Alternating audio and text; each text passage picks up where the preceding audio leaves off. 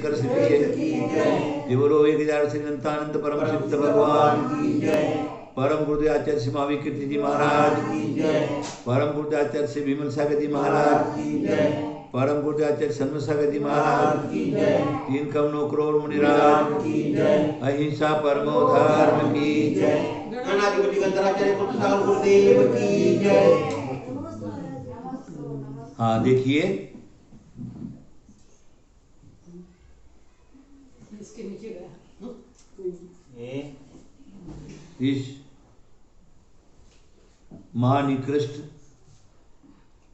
हुंडावसर्पणी पंचम काल के अंदर भी ऐसे ऐसे महापुरुष हुआ करते हैं, हुए हैं, जिन्होंने अपने जीवन में जिन शासन की प्रभावना, संयम का परिपालन, अखंड ब्रह्मचर्य व्रत और जैन धर्म के प्रति निष्ठावंत होकर के अपने जीवन को बिताया है।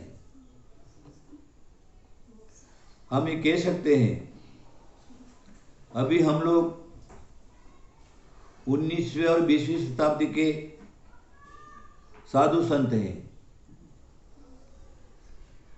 ये 19वीं 20वीं शताब्दी के अंदर भी महातपस्वी, महाज्ञानी, संयम और चारित्र के धनी ऐसे संत हुए हैं। हम लोगों ने कुंद को नहीं देखा, दर्शन भूतबली पुष्पदन स्वामी को नहीं देखा, समंत्रभद्र पूज्यपाद अकलंक को नहीं देखा। इन लोगों ने अपने अपने काल के अंदर जैन धर्म, महावीर तीर्थंकर का शासन कैसे अक्षुण्ण रखा जाए, उन्होंने सत प्रयत्न किया। अपना जीवन पूरा का पूरा समर्पित करके और जैन धर्म को बचाया है। जिनेंद्र भगवान के द्वारा प्रतिपादित जिनवाणी को बचाया है। आज जो कुछ हमारे पास जिनवाणी है, हम लोग पठन पाठन करते हैं, चाहे वो प्रथमानुयोग रूप में हो, करणानुयोग रूप में हो, चरणानुयोग रूप में हो, द्रव्यानुयोग रूप में हो, आज हमारे सामने है। और उसका स्वाध्याय करके सभी साधु संत पिछीधारी अपने अंदर आत्मा का दर्शन करते हुए संयम का पालन कर रहे। हमारा पुण्य के विशेष है, महान आचार्यों का जो वाणी है, तीर्थंकर की वाणी के अनुसार उसको पढ़ करके आत्मसात करते हैं। वर्तमान में जो भी कुछ आगम है, वो आगम मात्र इन महापुरुषों के द्वारा किए गई जो रचना है, वही आगम हमारे पास है। जिनेंद्र भगवान की वाणी द्वादशांग रूप में है और कालानुसार वाणी का विच्छेद हुआ। इस प्रकार के निकृष्ट लोग हुए जिन्होंने जैन धर्म, जैन गुरु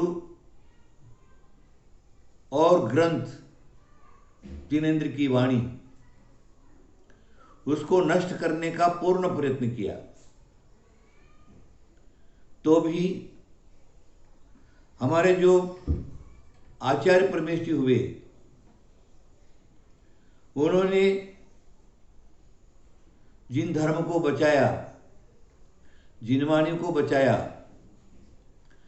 अपना कल्याण और दूसरे का कल्याण दोनों का ध्यान में रखते हुए उन्होंने मोक्ष मार्ग को बताया। यह परंपरा तीर्थंकर महावीर, उनके पहले 23 तीर्थंकर, सभी लोगों ने जो बताया मार्ग, उसी मार्ग को तीर्थंकर महावीर ने बताया। उसके बाद पंचम श्रुत केवली, फिर 11 अंग 10 पूर्व के धारी, 11 अंग के धारी, जिनवाणी का विच्छेद होते होते 1 अंग के धारी। उसके बाद 1 अंग भी समाप्त हो गया। फिर उन आचार्यों को ये लगा कि अरे, तीर्थंकर की वाणी समाप्त होती जा रही, तो आगे जाकर के तो सारा खत्म हो जाएगा। सच्चा धर्म, सत्य धर्म, दिगंबर जैन परंपरा ही नहीं रहेगी। उन लोगों ने हमारे लिए चिंता किया, हमारे शरीर के साधुओं की चिंता किया, क्योंकि तीर्थंकर की वाणी है पंचम काल के लास्ट तक मुनि धर्म रहेगा। तो मुनि धर्म रहेगा तो फिर साधुओं को मिलेगा क्या? अपने संयम को कैसे रखेंगे, अपने चारित्र को कैसे रखेंगे, कैसा पालन करेंगे? ज्ञान के अभाव में मोक्ष मार्ग नहीं बन सकता, चारित्र और तप के अभाव में बैठ जाओ, मोक्ष मार्ग नहीं बन सकता। उन्होंने हमारी चिंता किया और चिंता का फल ये रहा कि चारों अनुयोग हमारे सामने हैं। पूनम जी आप आगे आ जाओ। चारों अनुयोग हमारे सामने हैं और आज हम उसका स्वाध्याय करते हैं, अपने आप को समझते हैं। बीच में 500 वर्ष ऐसे रहे अंधकारमय, जिसमें सम्यक चारित्र का पालन करने वाले मुनिराज नहीं रहे। उनके नहीं रहने के अभाव में उनका विहार नहीं हुआ। सच्चा धर्म क्या उसको बताने वाला कोई नहीं रहा। तो धीरे धीरे ये दिगंबर परंपरा समाप्त होने लगी। कहना क्या है? जिनवाणी की वाणी है, जिनवाणी के अंदर ऐसा उल्लेख है, हर 500 वर्ष के अंदर एक उपकल्की होता है। उपकल्की के काल में धर्म की वृद्धि होती है, कल्की के काल में धर्म नष्ट होता है। तो अभी 2500 वर्ष के अंदर 5 उपकल्की हो गए और 2 कल्की हो गए। फिर उसके बाद हमारे भारत के अंदर विदेशियों ने चढ़ाई की और तोड़ा फोड़ा, नष्ट किया, मारा पीटा, धर्म परिवर्तन करने लगे। उसमें अनेक जैनी लोग, उन्होंने उनका धर्म स्वीकार कर लिया। बहुत से लोग हिंदू हो गए, बहुत से लोग वैष्णव हो गए, बहुत से लोगों ने इस्लाम धारण कर लिया, बहुत से लोगों ने ईसाई धर्म पालन करने लगे। ऐसे वातावरण के अंदर सच्चा धर्म मुट्ठी भर रह गया, तो भी भगवान की वाणी कभी असत्य नहीं होती। इसलिए ऐसे निकृष्ट काल में भी इसी दक्षिण परंपरा में महापुरुष हुए, जिनका नाम आचार्य आदिसागर जी भी हैं और आचार्य शांति सागर जी भी हैं। दोनों ही महापुरुष अपने जीवन काल के अंदर रत्नत्रय का पालन करके स्वर्ग को सिधारे। लेकिन जिन शासन की प्रभावना को लेकर के अगर इतिहास हम देखते हैं तो आचार्य शांति सागर महाराज भोज वाले, उनका उद्भव हुआ, उन्होंने दिगंबर दीक्षा ली और दिगंबर परंपरा में चारित्र को कैसे पालन करना है, स्वाध्याय के अनुसार अपना चारित्र बनाया। चतुर्वेद संघ की रचना हुई और फिर सर्वत्र भारत में उनका विहार हुआ। उनका प्रभाव ऐसा रहा कि जो भी मुमुक्षु मोक्षार्थी थे उनको एक मार्ग मिला। मोक्ष मार्ग क्या है, रत्नत्रय क्या है, दिगंबर मुनि क्या है, उनको मार्ग मिला। और लोग जो क्या है, संसार शरीर भोगों से विरक्त होकर के घर बार छोड़कर दीक्षा लेने के प्रति अग्रसर हुए, दीक्षा लेने लगे। उनके अंदर विशेष तपस्वियों का नाम आचार्य वीर सागर जी हैं, चंद्र सागर जी आदि आदि। आचार्य वीर सागर जी महाराज राजस्थान में उन्होंने विशेष जिन शासन की प्रभावना की, थे इधर महाराष्ट्र के। शांति सागर महाराज से दीक्षा ली और आचार्य शांति सागर के प्रथम पटाधीश थे आचार्य वीर सागर जी। आचार्य वीर सागर जी भी एक महातपस्वी, रत्नत्रय के धनी, सच्चे रूप से मोक्ष मार्ग का पालन करते हुए दुनिया को दिखाने लगे। उनका संघ निर्माण हुआ। उसी संघ निर्माण के अंदर ही हमारे परम गुरुदेव आचार्य महावीर कीर्ति जी उनसे प्रभावित हुए और उन्होंने, आचार्य महावीर कीर्ति जी ने आचार्य वीर सागर जी से क्षुल्लक दीक्षा लिया। उसके बाद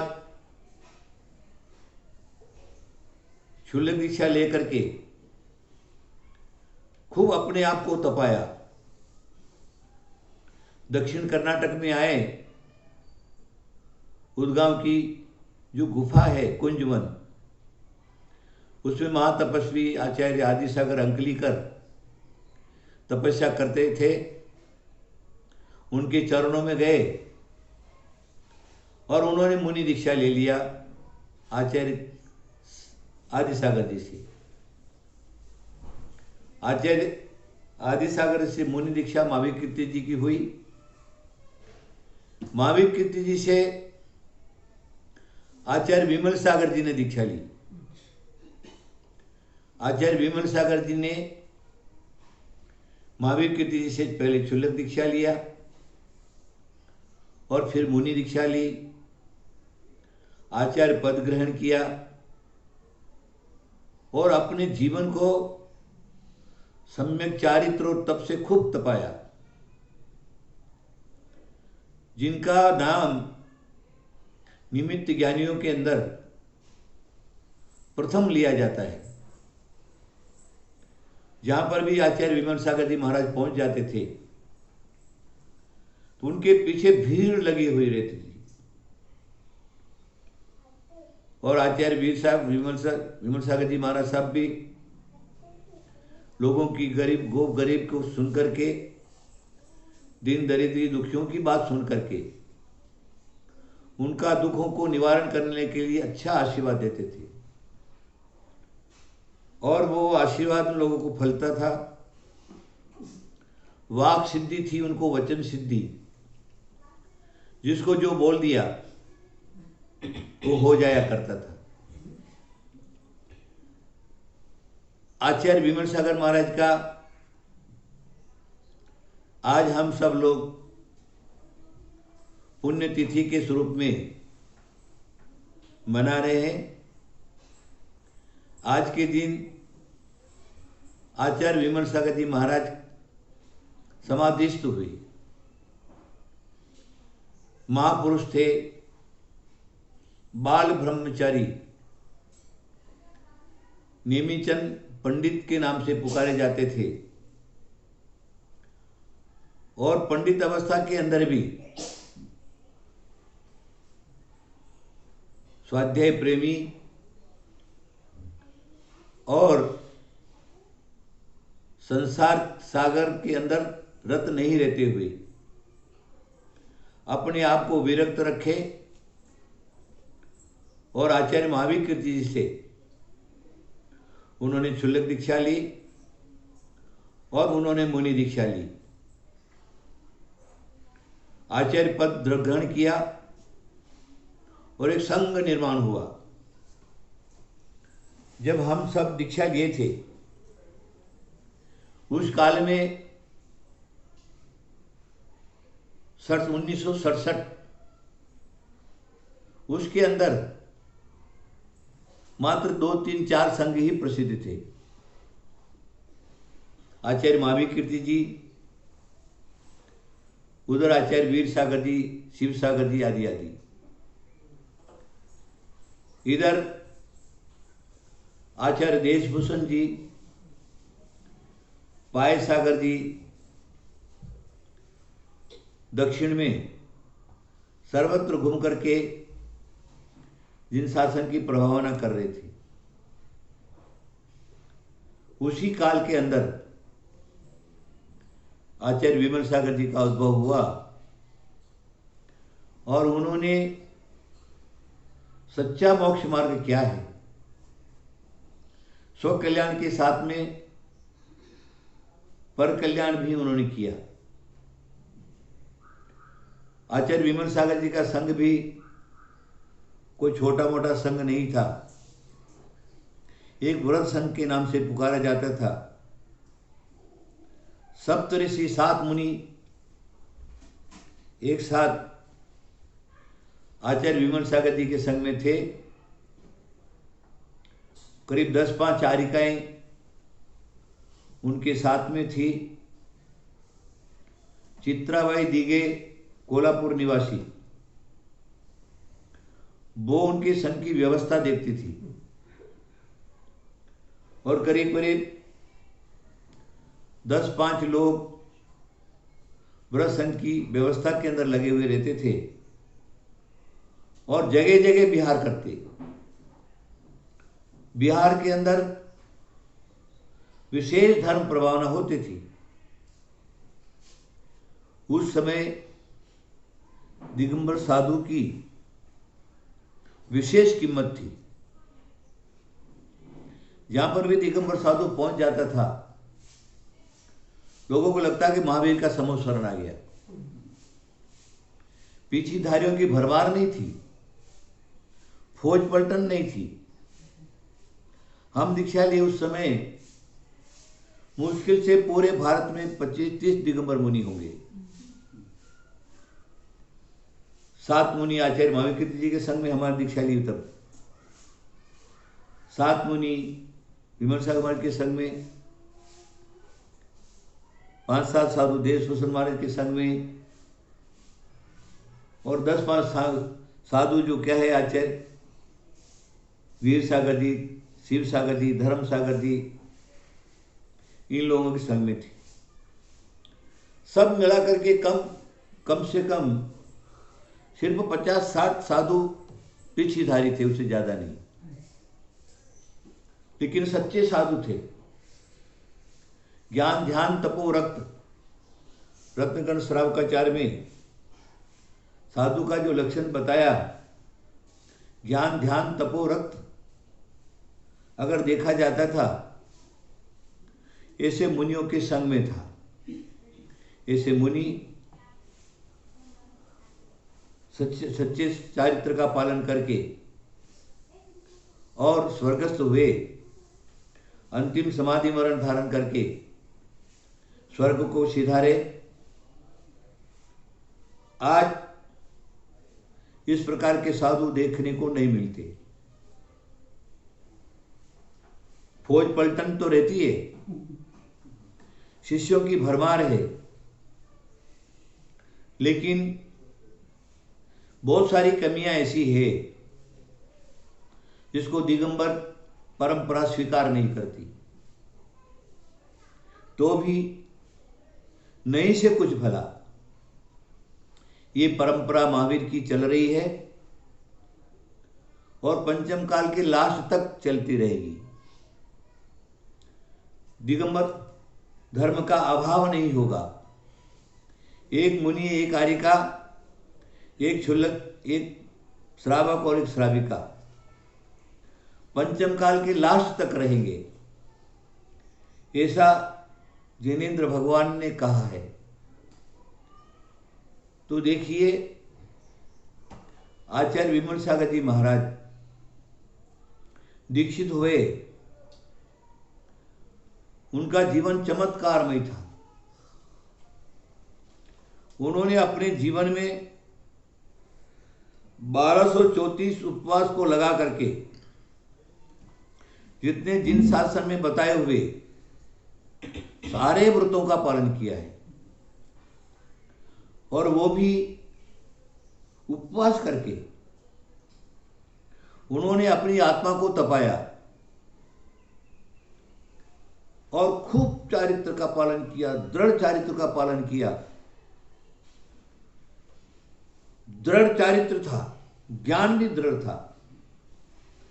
आर्ष परंपरा का पालन करना उनके जीवन में था। उनका चेतालय दर्शन करने के लिए, अभिषेक के लिए संघ के साथ में चलता था, और प्रातःकाल आचार्य श्री पहले दिन दर्शन करना, सूर्योदय के बाद क्षेत्र वंदना करना,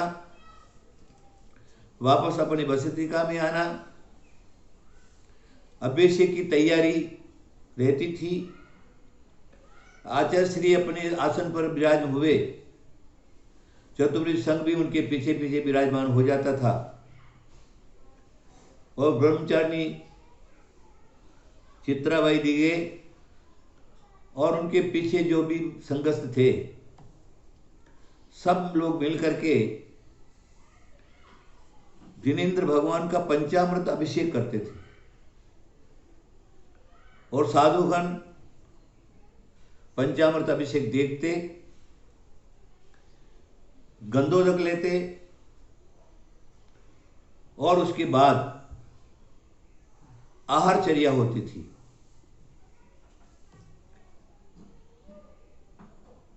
आहारचर्या होने के बाद फिर सामायिक आदि आदि। मेरे को सौभाग्य मिला आचार्य विमल सागर जी के साथ में करीब 4 चातुर्मास हमारे हुए। 2 चातुर्मास शिखर जी,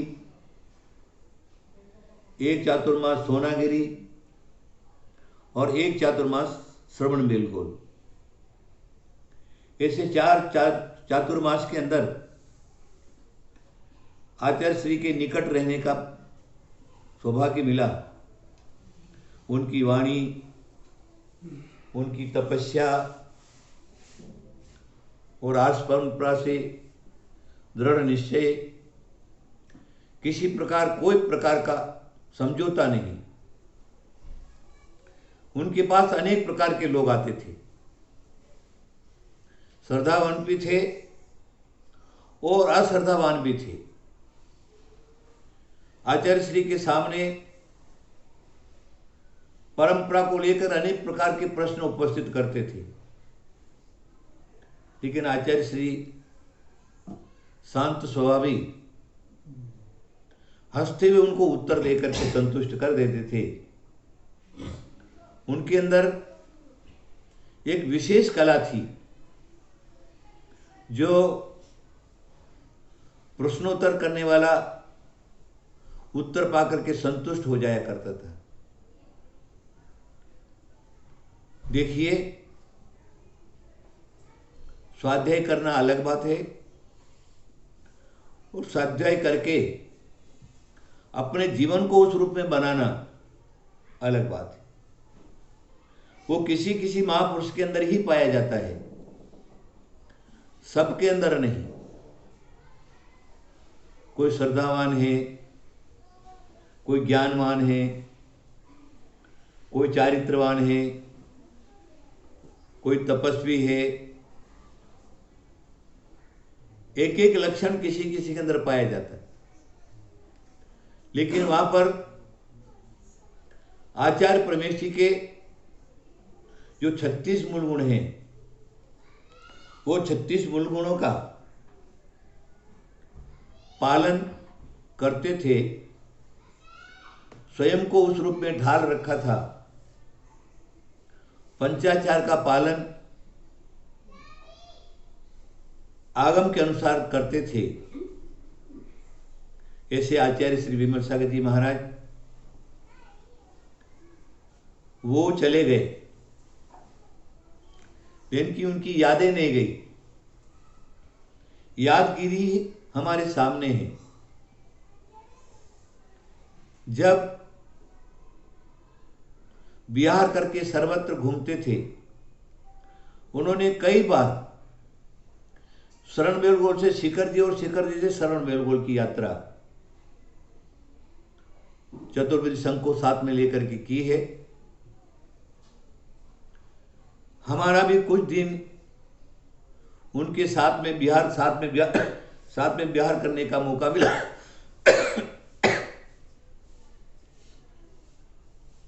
हम लोगों का चातुर्मास अकलूज में था, आचार्य श्री का चातुर्मास नीरा में था, नजदीक थे।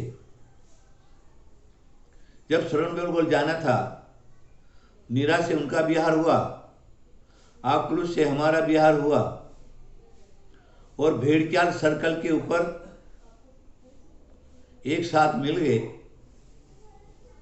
उसके बाद शरण बेलगोल का गोला तक साथ में गए और वहां चातुर्मास किया।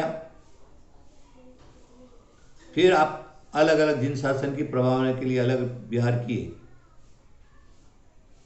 आचार्य विमल सागर जी जो भी उनके सामने आकर के बैठता था, तो उसके मन में क्या है सोच लेते थे।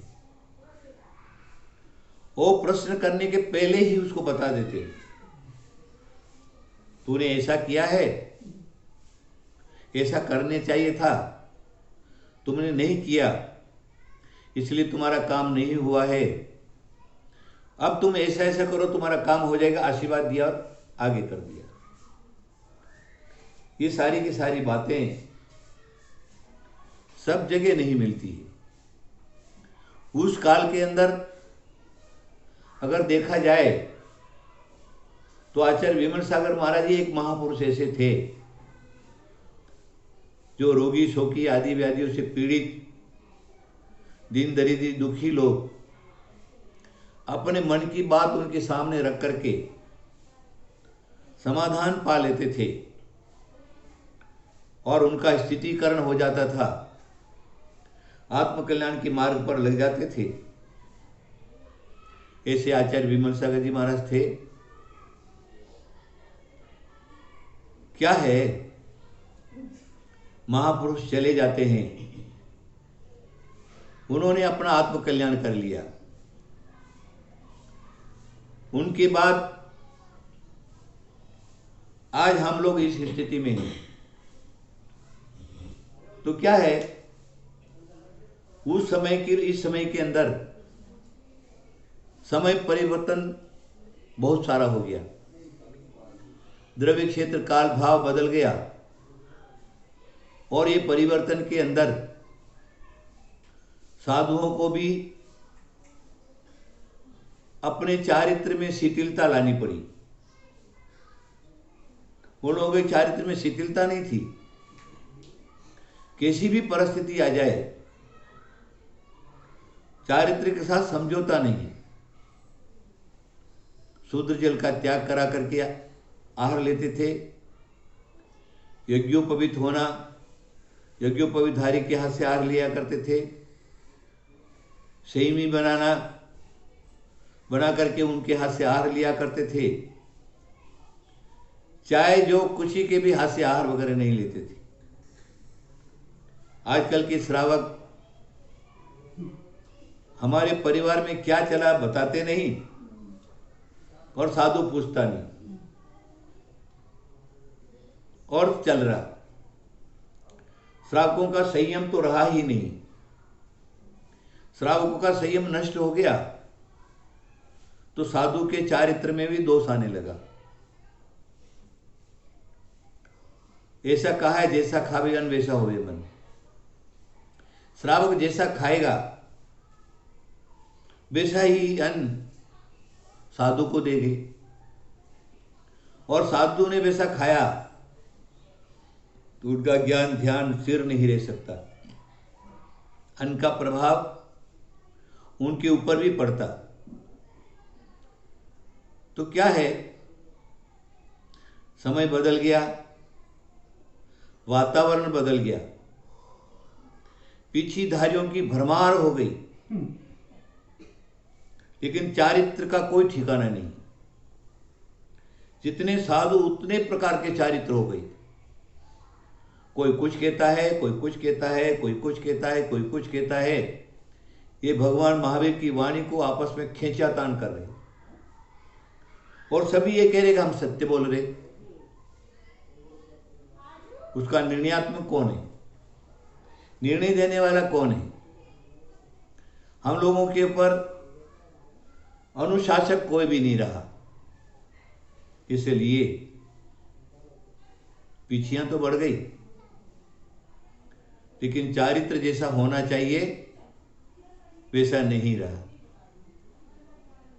अनेक प्रकार के दोष साधु संतों के जीवन में पाए जाते हैं। मात्र कारण क्या है? द्रव्य क्षेत्र काल का प्रभाव। टाइम हो गया है, ज्यादा कहने की कोई आवश्यकता नहीं है। आप सब लोग समझदार हैं। हम क्या करें? आगम के अनुसार अपनी चर्या बनावें और मोक्ष मार्ग को अपनावें। जिसने आगम के अनुसार अपना आचरण बनाया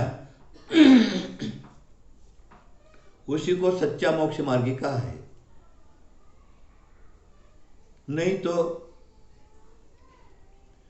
अगर संसार शरीर भोगों से विरक्ति नहीं है और दीक्षित हो गए, उनका आत्मकल्याणक नहीं होता। आत्मकल्याण के लिए संसार शरीर भोगों की विरक्तता परम आवश्यक है। उसके अनुसार ही हमारा आत्मकल्याण होता है। आचार्य विमल सागर जी महाराज के काल में और भी संत महापुरुष हुए हैं जिन्होंने किसी प्रकार के प्रलोभन के बिना अपने चारित्र का पालन किए हैं। एक तरफ आचार्य शांति सागर महाराज की परंपरा थी, तो एक तरफ आचार्य आदि सागर महावीर कीर्ति जी की परंपरा चल रही थी। ये दोनों परंपरा और तीसरी परंपरा आचार्य देशभूषण जी, ये तीन परंपराओं के कारण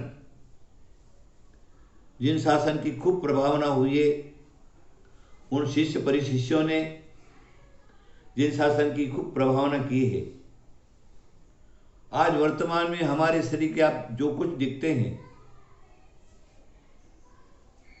सब उन्हीं का प्रभाव है। उन्होंने जैसा मार्ग बताया वैसा आज साधुओं के अंदर पाया जाता है। मैं ऐसे महापुरुष के चरणों में आचार्य विमल सागर जी महाराज आज के दिन समाधिस्थ हुए। त्रिभक्ति पूर्वक त्रिकाल से उनके चरणों में नमोस्तु करते हुए श्रद्धांजलि समर्पण करता हूँ। जहाँ भी हो, इतने घोर तपस्वी ज़्यादा भव नहीं लेंगे, एकम दो वा तीन अवश्य ही मोक्ष चले जाएंगे। मोक्ष का रास्ता सिर्फ इतना ही है। उसके बाद उनकी पट्ट परंपरा के अंदर आचार्य परमेश्वर जी भरत सागर जी महाराज हुए। भरत सागर महाराज की समाधि के बाद आचार्य चैत्य सागर महाराज हैं।